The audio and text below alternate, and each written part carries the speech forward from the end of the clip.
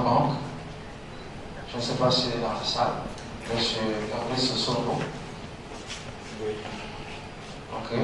D'avoir plus d'une issue à solliciter, à proposer à vos administrés. Et par-delà tout, d'être d'un apport significatif dans la recherche de l'amélioration du climat des affaires que vit notre pays. À cet effet, je voudrais vous inviter à faire preuve d'assiduité et ainsi, sous la houlette de M. Chini Kodo, si je peux me permettre, qui est devenu notre formateur de service et à qui je souhaite un agréable séjour. Ainsi donc, après 3 jours de travail, j'imagine, vous rejoindrez la maison, vous rejoindrez Copenhague, très émolu à l'enseigne du Sénatum, qui aura ainsi étoffé la liste de ces articles. Je vous remercie. De pouvoir participer à l'organisation de cette formation. Parce que la Banque prend l'arbitrage comme un mode alternatif de règlement différent qui promeut justement le règlement de litige dans le cadre de l'exécution des différents qui naissent des différents contrats commerciaux. D'aucuns ignorent qu'il est vrai qu'il existe la justice étatique, mais l'arbitrage comme une justice privée apporte plusieurs avantages, notamment pour ce qui est de la rapidité dans le traitement de litiges qui sont portés devant le tribunal arbitral. Il y a le principe de la confidentialité des informations. Quand bien même 2 parties sont en contentieux, il est toujours important de pouvoir sauvegarder le secret des affaires. Et comme on sait très bien, au niveau de la gestion de litiges devant les cours des tribunaux, ce n'est pas toujours évident de pouvoir préserver ce secret-là. En outre, il y a également l'impartialité des arbitres. Et enfin, on parle notamment de la liberté dans le choix des arbitres au regard de l'expertise, au regard notamment de l'expertise, mais aussi au regard direct l'objectif que nous énumérons, tel que la loyauté, l'honnêteté, la disponibilité des juges, qui n'est pas toujours évident de trouver lorsque les litiges sont portés devant nos cours et tribunaux classiques. Alors, pour la Banque, cette formation permettra justement d'inviter les acteurs de l'économie nationale à pouvoir s'approprier l'arbitrage comme nous on le fait. Et certains partenaires de Banque remarqueront que c'est un peu de manière systématique qu'il existe des clauses compromissoires dans les contrats de partenariat que Banque signe avec ses partenaires tant nationaux que sur le plan international. C'est parce que la Banque croit en cette justice-là arbitrale et qu'elle voudrait bien, au travers de cette formation, pouvoir contribuer à son émergence. Je vous remercie.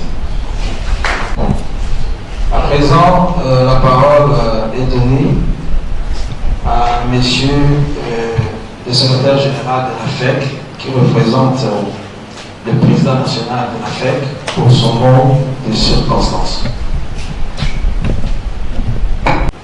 Le prof l'a rappelé, ça fait 3 ans qu'on était là.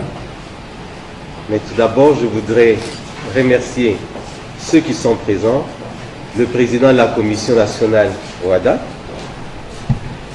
le bâtonnier national, le président du tribunal de commerce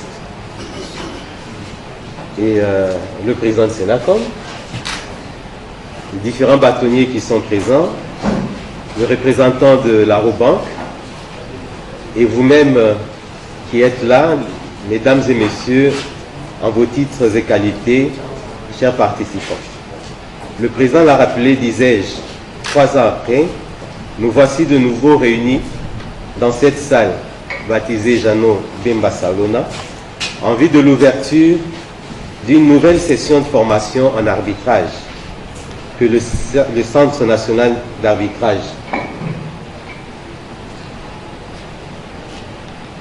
de conciliation et de médiation, le Sénacom en sigle, organise en partenariat avec la Fédération des entreprises du Congo et le barreau de Kinshasa-Gombe.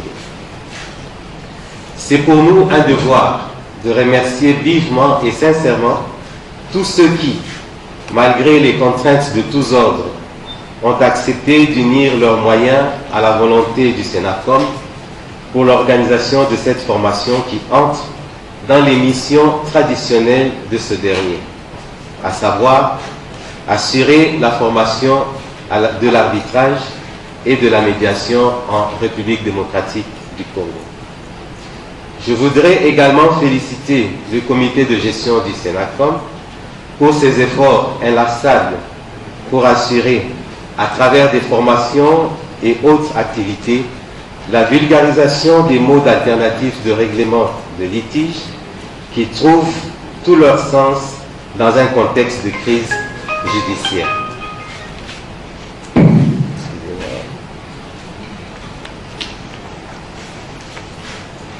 Je tiens donc à rassurer le Sénacom de la ferme résolution et de l'engagement de la FEC, qui est sa mère nourricière, à l'accompagner comme elle l'a toujours fait dans toute cette démarche de justification de l'arbitrage comme mode ordinaire et efficace de règlement de litige pour une amélioration de la gouvernance judiciaire dans notre pays. Et là, j'en profite pour vous remercier pour les ovations, mais qui n'avaient pas de justification parce que la FEC veut un climat des affaires assaini et une justice juste. Et donc, prof, c'est une bataille pour la FEC qu'il y ait ce mode alternatif d'arbitrage. Ça ne vaut pas des ovations, mais merci quand même. Mesdames et Messieurs, distingués invités, chers participants, l'arbitrage est de nos jours un outil,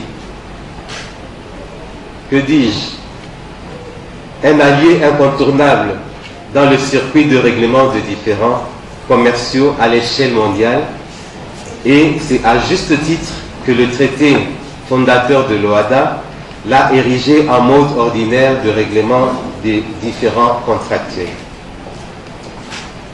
Cette nécessité devait être ressentie avec beaucoup plus d'acuité dans notre pays dont le système judiciaire étatique peine encore à convaincre à cause de la mauvaise qualité des services qu'il rend aux justiciables. Autant elle s'est bâtie pour l'adhésion de notre pays à l'OADA, avec le ferme espoir de donner une nouvelle dimension à notre justice, autant notre fédération s'investit et continue à s'investir pour une justice juste et rapide en faveur principalement des opérateurs économiques, mais aussi en faveur des masses laborieuses pour l'avènement d'une société avec moins d'inégalités. En effet, une des priorités de notre fédération, qui est d'ailleurs devenue presque une obsession, c'est la quête de solutions au lancinant problème d'insécurité judiciaire qui plombe le monde des affaires et décourage les investissements privés dont pourtant notre pays a besoin pour relever les multiples défis qui l'attendent en termes de croissance économique, de résolution du chômage, etc. Nous sommes de ceux qui pensent qu'une des solutions à cette insécurité judiciaire qui va grandissante, c'est de donner une chance à l'arbitre qui, au-delà d'être rapide, à l'arbitrage, pardon, qui, au-delà d'être rapide et plus juste, présente le caractère de neutralité. En effet, outre qu'elles ont le pouvoir de choisir les arbitres neutres de nationalité qu'elles veulent, les parties peuvent décider elles-mêmes, sans aucune contrainte du juge ou de la loi, sur des éléments aussi importants comme la législation qu'elles vont appliquer à leurs différends, la langue et le lieu de la procédure, et cela leur permet de s'assurer qu'aucune d'entre elles ne bénéficie d'un avantage indu, par exemple celui lié au fait que la procédure se déroule dans son pays. Mesdames et messieurs, distingués invités, chers participants, nous formulons le vœu que non seulement la formation qui démarre aujourd'hui ne soit pas la dernière, mais qu'elle s'étende aussi à d'autres domaines similaires comme la médiation, dont la contribution au règlement des différends est bien connue des professionnels du droit, pourquoi pas être organisée en province.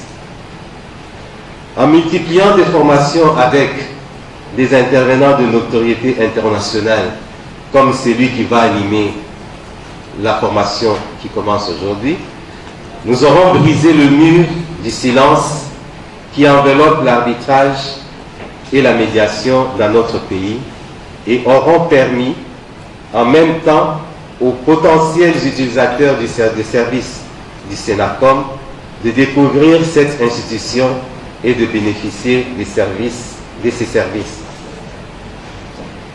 Les conseillers juridiques des entreprises et les avocats, pour ne citer que ceux-là qui sont présents, vont certainement trouver tout au long de cette formation les ingrédients et les justificatifs nécessaires pour convaincre les uns leurs employeurs, les autres leurs clients, de la nécessité de recourir à l'arbitrage dans le règlement de litige en insérant dans les contrats la clause d'arbitrage.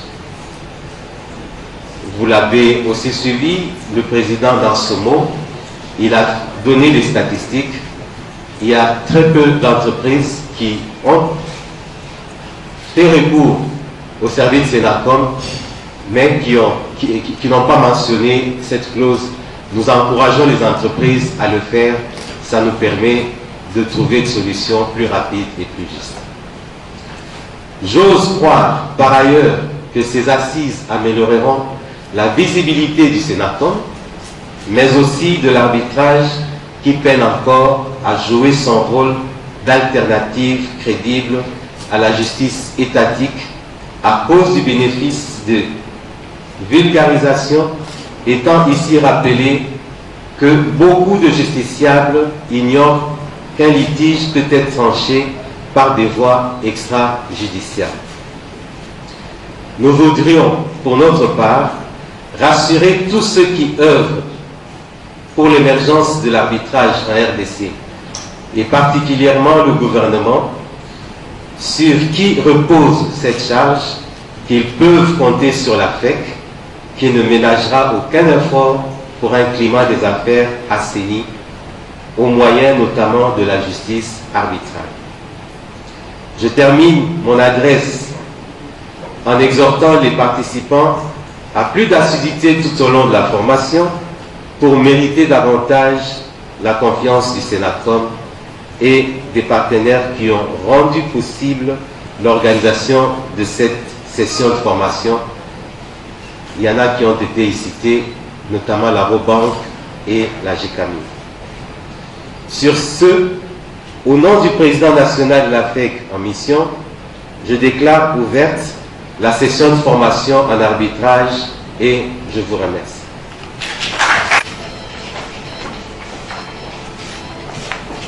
Le mot de Rabank et le mot du secrétaire général de la FEC. Nous terminons la partie protocolaire. les officiels vont se retirer dans la salle du conseil pour un cocktail, tandis que les participants vont se retrouver dehors. Il y a un petit déjeuner qui est offert. Après, donc, vous n'aurez que 15 minutes pour la pause café, et puis nous reviendrons ici dans cette salle pour le début effectif de notre formation. Donc nous avons déjà suffisamment pris de retard, donc je vous prie de ne pas traiter. Vous n'aurez que 15 minutes pour la pause café, et nous allons rentrer ici pour commencer notre formation proprement dite. Donc je demande très respectueusement à tous les invités de rejoindre la salle de conseil pour un module.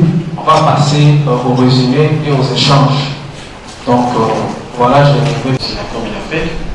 C'est un grand honneur et un privilège pour moi de me retrouver ici avec vous pour échanger un défi et j'espère sensation d'avoir perdu votre temps, d'avoir éventuellement dépensé de l'argent pour rien, pour vous inscrire. C'est le principal qui est de faire en sorte que cet échange soit utile et qui puisse. Je suggère que, comme le temps est déjà un peu passé, nous allons juste vous montrer brièvement toutefois vous avez le temps. Ensuite, nous parlerons de la convention d'arbitrage, la procédure.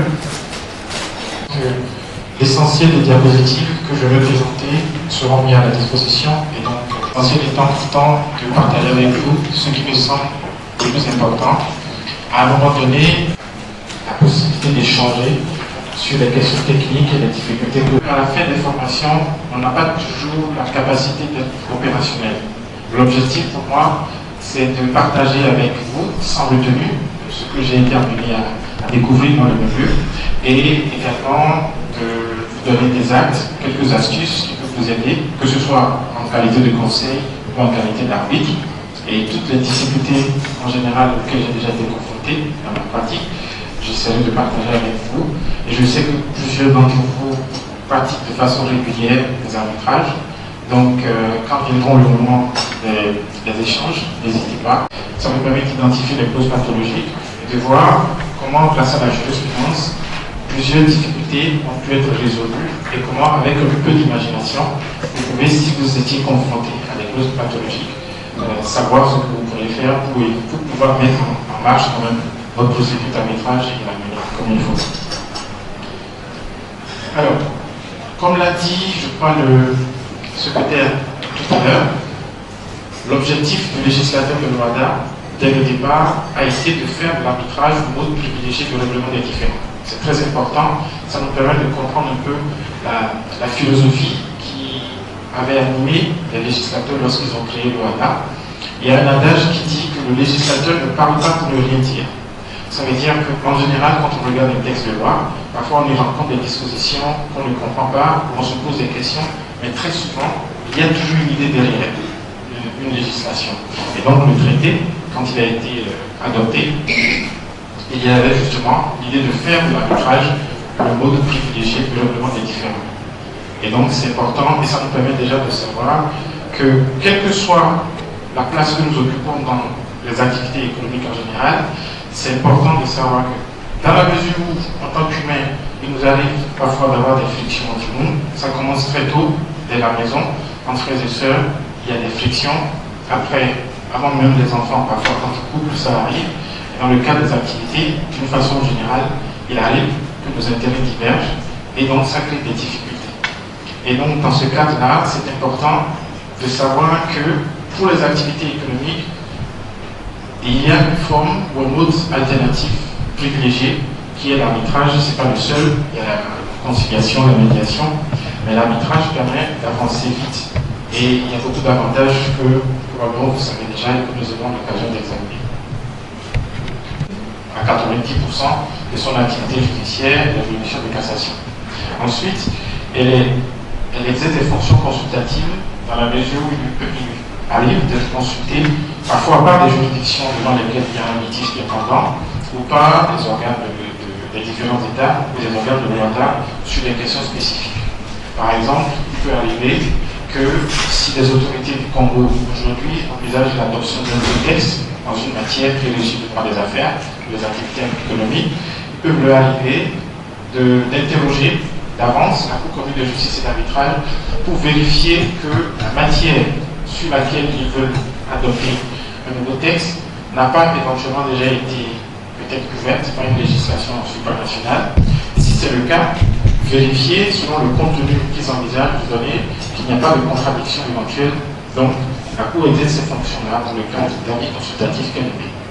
Après, troisième fonction, elle a une fonction spécifique d'administration des arbitrages, qui n'a rien à voir avec les arbitrages en général, dont celui que nous examinerons principalement ici. Une petite parenthèse. Suivant comment se passent nos échanges, je verrai si vers la fin, parce que cette formation est spécifiquement basée sur l'acte uniforme relatif à l'arbitrage avec le règlement du Sénacom. Si nous avons du temps, en fonction de nos échanges, je pourrais éventuellement vers la fin, sous réserve de validation par le secrétaire permanent, vous faire peut-être un exposé synthétique sur l'arbitrage spécifique de la CCJA. Vous verrez, les principes généraux sont les mêmes, les principes fondamentaux sont les mêmes, mais il y a quelques petites différences par rapport à l'arbitrage de la CCJA. Donc, comme je l'ai dit, la CCJA est juge de cassation dans toutes les matières qui relèvent de la législation de l'OADA, juge de cassation. Dans certains cas, elle juge en matière en dernier ressort, de décision rendues par les juridictions nationales dans certaines matières, et pour les sentences arbitrales, ad hoc et institutionnelles, elle est juge de cassation.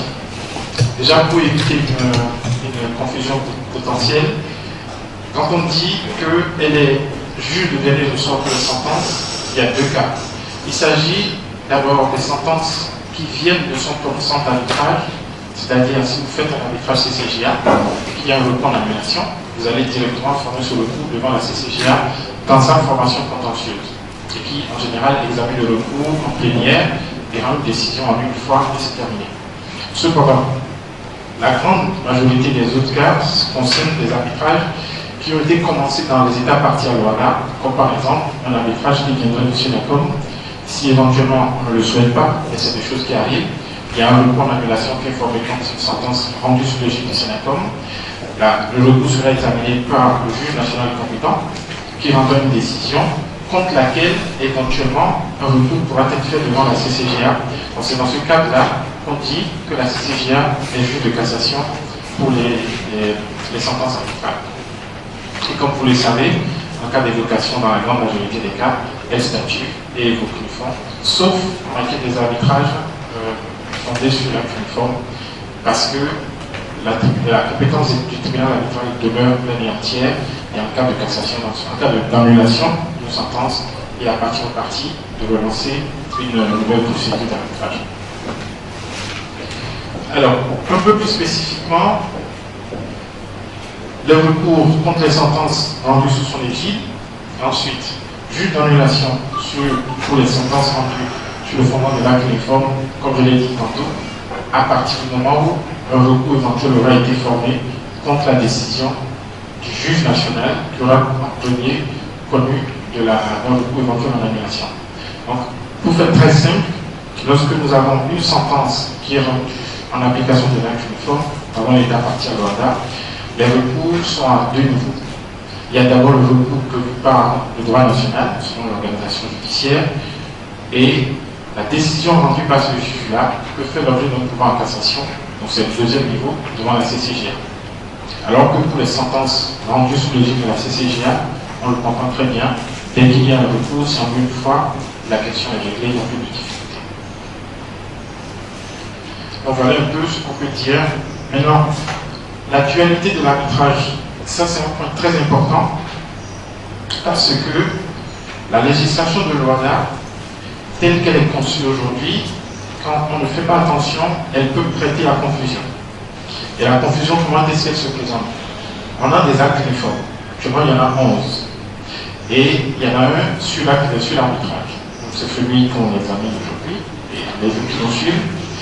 Indépendamment de cet acte uniforme, nous avons le règlement d'arbitrage de la CCJA. Donc l'arbitrage spécifique institutionnel de la CCJA est fondé sur le titre 4 du traité relatif à l'OADA, donc les articles 21 à 26, je crois, si mon souvenir est bon, et toutes les annexes, c'est-à-dire le règlement d'arbitrage de la CCJA, CCJA, qui est le texte principal, et plusieurs autres annexes, règlements sur les frais des arbitres, sur la nomination du président, sur les déplacements, sur la répartition des honoraires entre les arbitres, ainsi de suite. Donc, lorsque vous avez un arbitrage dans un espace, dans un pays de l'OADA, la première chose qu'il faut vérifier, c'est est-ce qu'il s'agit d'un arbitrage fondé sur l'acte uniforme ou est-ce qu'il s'agit d'un arbitrage fondé sur le règlement de la CCJA. C'est capital parce que dans le passé, il est arrivé que dans des arbitrages fondés sur l'acte uniforme, certaines parties se sont fondées sur des textes, des dispositions du règlement d'arbitrage et inversement, dans un arbitrage fondé sur le règlement d'arbitrage de la CCJA, c'est-à-dire un arbitrage institutionnel, il est arrivé que les parties se soient fondées sur des dispositions de l'acte uniforme et ça a créé des difficultés. Et la Cour, la CCJA, a eu l'occasion de dire que les deux arbitrages sont totalement séparés et autonomes. Donc, pour faire très simple, à chaque fois que vous avez un arbitrage par l'un des États parties, c'est-à-dire par exemple ici au Sénégal, tous les centres d'arbitrage dans les 17 pays, les États parties à l'OADA, un centre national d'office, il a son propre règlement d'arbitrage, mais qui est souvent appuyé sur l'acte uniforme relatif à l'arbitrage. Donc par exemple, le règlement du Sénécom, il est, on va dire, sans sous-bassement, mais il est adossé à l'acte uniforme qui est, on va dire, la loi principale. Donc si vous avez un arbitrage Sénécom, les deux textes qu'il faut voir, le règlement du Sénécom, le règlement d'arbitrage, et l'acte uniforme relatif à l'arbitrage. Et si les parties ne veulent pas recourir à l'arbitrage national, et qu'elles vous disent, nous avons une clause d'arbitrage qui désigne le règlement d'arbitrage de la CCJA, là, on sort du régime national et on a un régime spécifique qui est fondé uniquement sur le titre 4 du traité, les articles 21 à 26 que j'ai dit tout à l'heure. Ensuite, le règlement d'arbitrage de la CCJA. Ça permet de faire la différence. Je vais vous donner très brièvement un exemple qui illustre la nécessité de ne pas faire la confusion. Vous avez probablement entendu parler des affaires qui, dans le temps, il y a quelques années, ont fait mal parler de la CCJA. Il s'agit d'une affaire Jetma, je ne sais pas si ça vous dit quelque chose, une sentence qui a été annulée en octobre 2015 par la CCJA. Et dans cette affaire, ce qui s'est passé, pour faire très simple, c'était un arbitrage institutionnel sous l'égide de la CCJA. Les arbitres, à un moment donné, ont estimé que le barème des frais de la CCJA ne leur donnait pas des revenus à la hauteur du travail qu'ils étaient en train de faire dans cet arbitrage. Et ils se sont entendus avec les parties, je vais le présenter comme ça, pour augmenter leurs honoraires. Puis il y a eu un certain nombre de choses qui se sont passées, et pour le faire, les parties ont justifié leur acceptation de ce principe en se fondant sur l'article 10 de l'acte uniforme relatif à l'arbitrage qui dispose que les parties peuvent déroger à toute partie à cette disposition.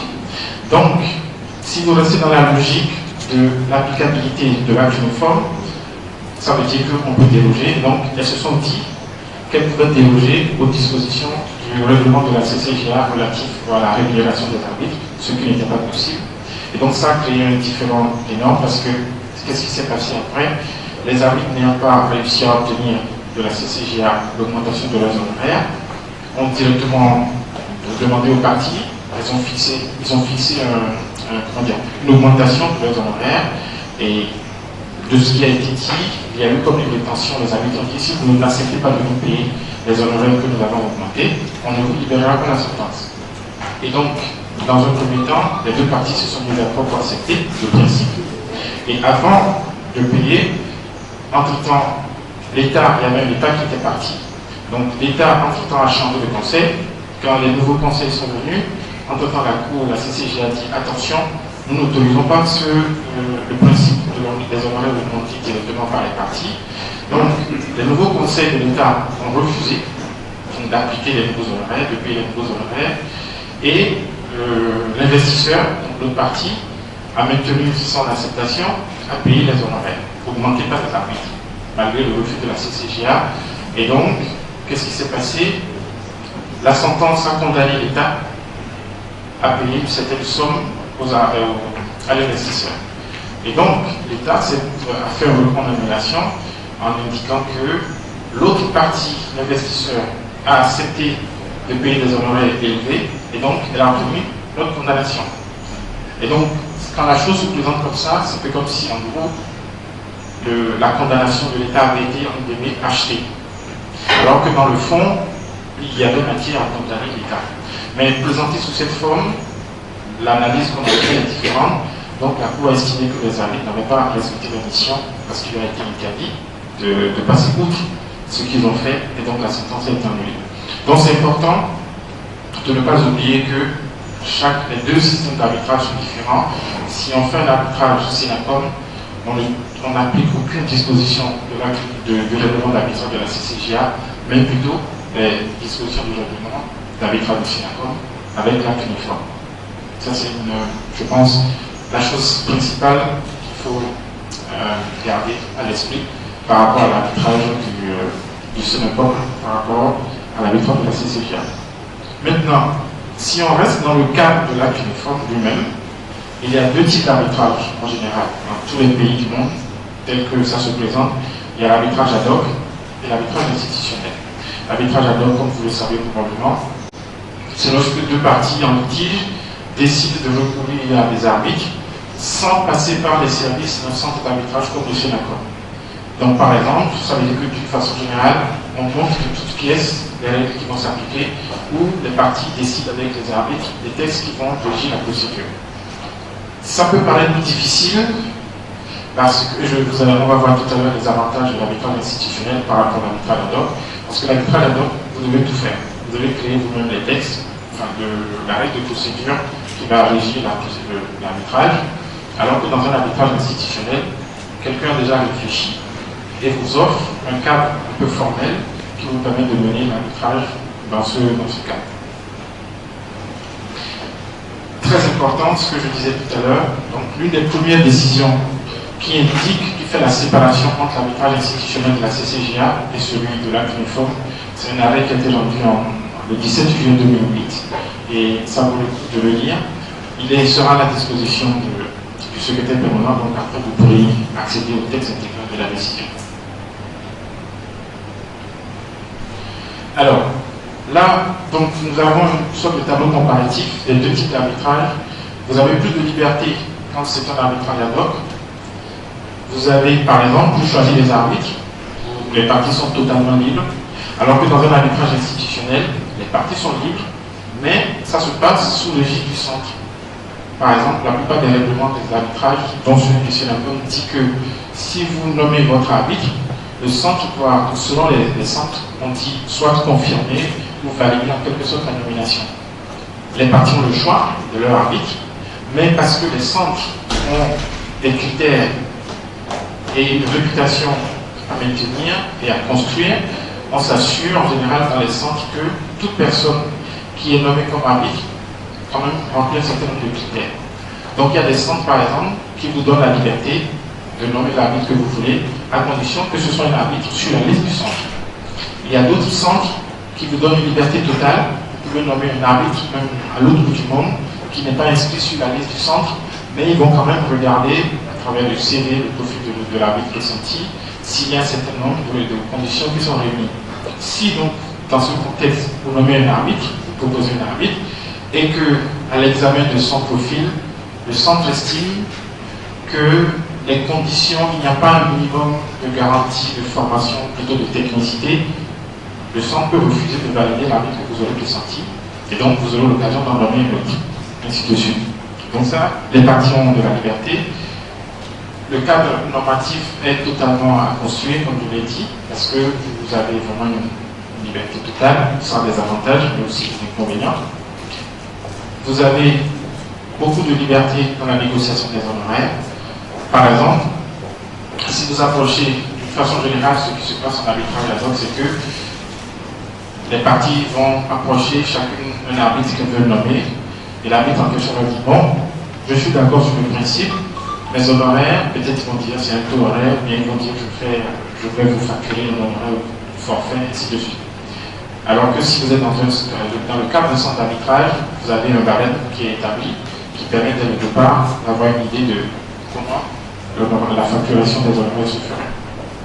Il peut y avoir des risques d'oubli et de blocage. C'est-à-dire, si vous oubliez de prévoir certaines dispositions importantes dans les règles qui vont régir votre arbitrage ad hoc, une fois que la procédure est lancée et que vous vous rendez compte que vous n'avez pas appliqué de telles dispositions, souvent il peut y avoir des blocages parce que l'arbitrage, stratégiquement, toute partie, ça arrive, qui, pour différentes raisons, n'a pas envie que la procédure se fasse parce que, en général, quand on est en litige avec quelqu'un, on sait d'avance à peu près comment on se situe. Donc, vous pouvez déjà savoir, si vous êtes conseil d'une partie, si au terme de la procédure, si votre conseil, votre partie, votre client risque d'être condamné ou pas. Donc, quand c'est le cas, il y a des parties, lorsque les textes, comme dans le cas d'un arbitrage ad hoc, c'est très flexible, il y a des parties qui vont délibérément faire des choses. Si vous n'avez pas pris le soin de vous mettre d'accord sur tout, et souvent on peut oublier les dispositions, une fois que vous avez lancé la procédure, c'est difficile de mettre les parties d'accord.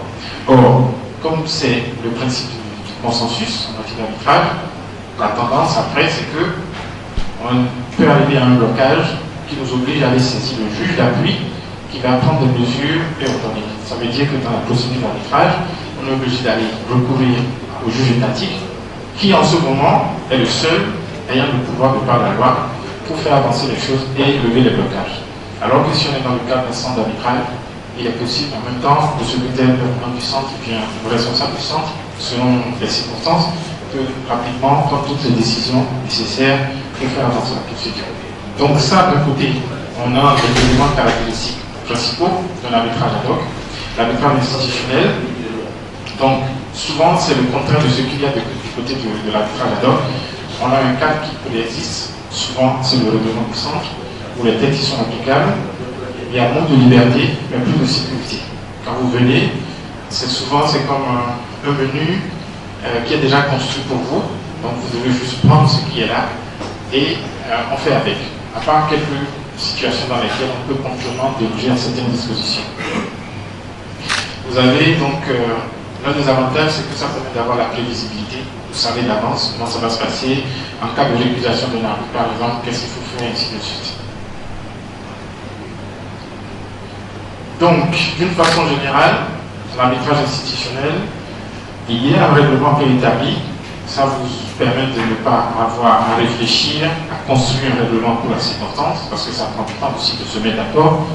Alors que si vous venez au Synacom, vous avez un règlement qui est prêt, vous n'avez pas à vous soucier de construire des règles à nouveau, de réinventer la roue, comme on dit.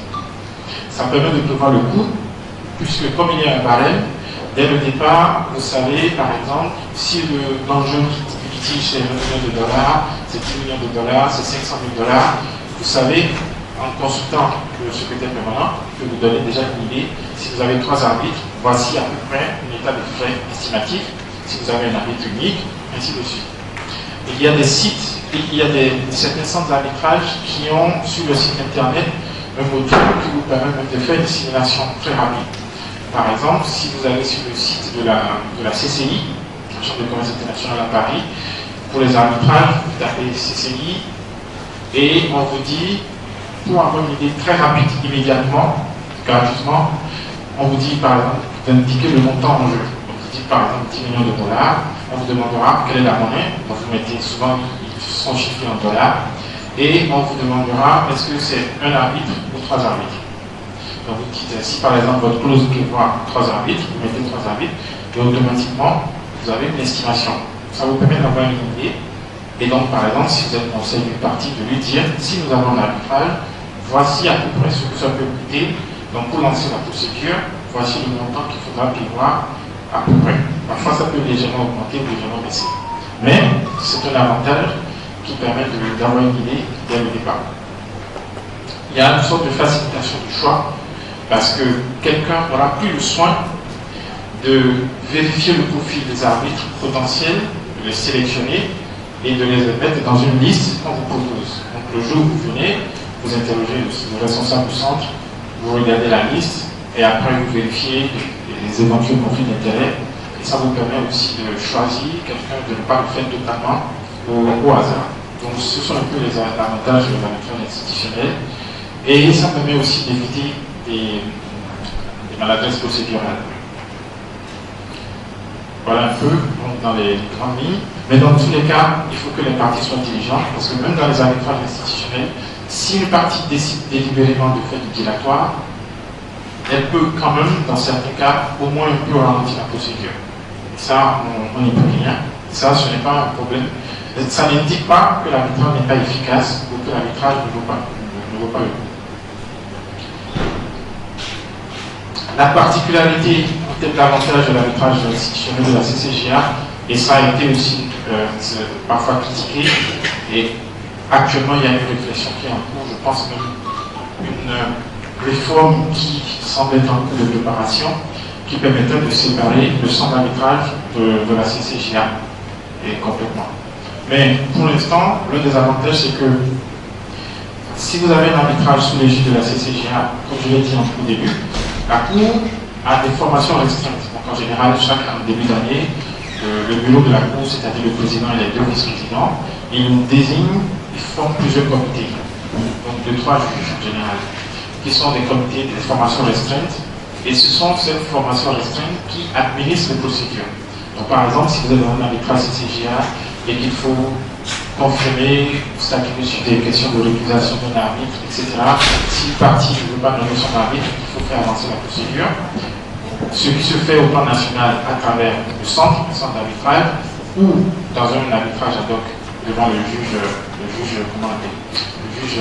d'appui, c'est les formations restreintes qui le font au niveau de la CCJA. Quand vous avez la sentence, d'aller faire une procédure d'exécution dans chacun des pays dans lesquels vous avez besoin d'exécuter. Pour illustrer, au Sénégal, peut-être 5 ou 6 millions. Pour exécuter, si la partie décide et obtenir les équatures du juge national. Avec le risque potentiel, telle raison, j'estime que la sentence, par exemple, est contraire à l'ordre public. Bon, dans ce cas, nous sommes obligés d'aller devant la CCJA. On a directement une décision des équatures de la CCJA qui s'applique de facto dans toutes les bases. C'est la loi principale à laquelle vient s'adosser le plan d'arbitrage. Dans un pays, demain par exemple, si personne décide de créer un autre centre d'arbitrage ici, on va annuler dans les juridictions qui ont été saisies parce que c'est le test principal. Donc ça c'est un petit aperçu, je vous dis dans les grandes lignes, ce que peut prendre quelques minutes.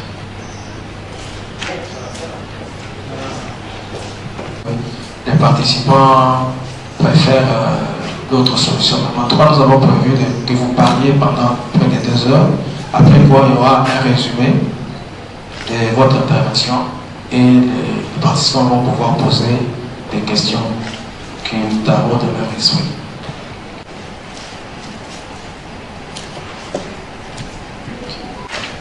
Donc la première partie, proprement dite, elle est consacrée à la convention d'arbitrage.